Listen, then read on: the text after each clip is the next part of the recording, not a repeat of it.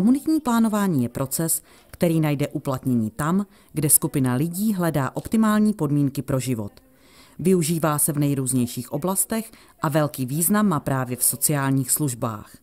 Na Hustopečsku je v plném proudu dvouletý dotovaný projekt, který s aktivitami pomáhá. My teda jsme zaměření na ty sociální služby, takže ve spolupráci vlastně s městem Hustopeče, s mikroregionem Hustopečsko a naše organizace Centrum pro komunitní práci Východní Morava v rámci projektu, který je financovaný Evropskou unií a spolufinancovaný ještě ze státního rozpočtu, se snažíme společně tady s tou komunitou naplánovat sociální služby. V rámci toho procesu, který vlastně tady, nebo toho projektu, který tady na Hustopečsku začal v říjnu 2017, byly vytvořeny 3 pracovní skupiny. Jedná se o skupinu osob ohrožené sociálním vyloučením, skupinu rodina, děti a mládež a dále seniori či osoby se zdravotním postižením. Zastoupeni jsou vždy poskytovatelé služeb, jejich uživatelé a zástupci z města a okolních obcí. Jedním z nejdůležitějších výstupů projektu budou přehledné informace o dostupnosti služeb v hustopečském mikroregionu. V rámci toho projektu navrhujeme informační systém sociálních služeb a katalog poskytovatelů sociálních služeb. To je taková pomůcka nejenom jakoby už přímo pro ty potenciální uživatele, ale i pro starosty na obcích, kteří můžou pomoct při vyhledávání, když přijde za ním na obecní úřad nějaký potenciální uživatel, když přijde dcera, že maminka už by potřebovala nějakou péči větší, tak je možné vyhledat právě v tom katalogu, v tom informačním systému. Tady ty 2 produkty vlastně toho projektu by měly být hotové srpen tohoto roku.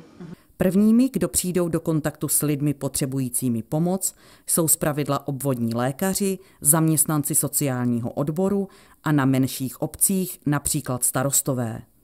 Právě do těchto míst přehledně zpracované a aktuální informace zamíří. V Hustopečích navíc dostalo zelenou několik dalších projektů, které cílí na nějakým způsobem znevýhodněné osoby. Jedním z nich je výstavba 2 bytových domů.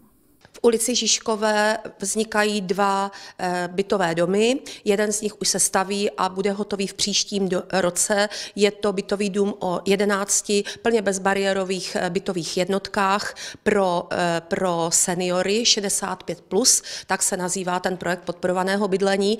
Znamená to, že tím, že je plně bezbariérový, je s výtahem, je určený pro občany, kteří jsou už třeba méně pohybliví, můžou být na vozíčku, mají určité zdravotní problémy a budou bydlet třeba se svým synem, dcerou nebo s bratrem, kteří o ně mohou pečovat.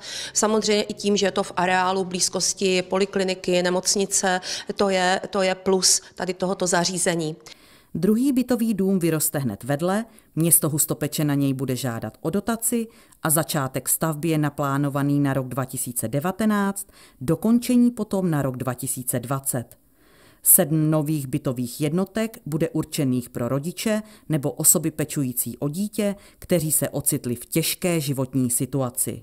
Zkoušku s 1 provozním dnem v týdnu má za sebou také senior taxi, které od nového roku služby rozšíří. Prostor pro sociální aktivity bude i v novém centru volného času Pavučina. My jsme zkusili zažádat o dotaci, která nám nevyšla a celý ten projekt se vlastně spojil nejen tu výchovu a vzdělávání dětí běžné populace, ale také dětí a občanů s handicapem. To znamená, že jsme ho nazvali jako komunitní centrum Pavučina a i když tu dotaci jsme nedostali, tak ten objekt se takto připravuje. Pavučina bude mít bezbariérový přístup a ohledně sociálních aktivit vedení města od samého začátku spolupracuje s Diakonií Betlém z nedalekých Klobouk.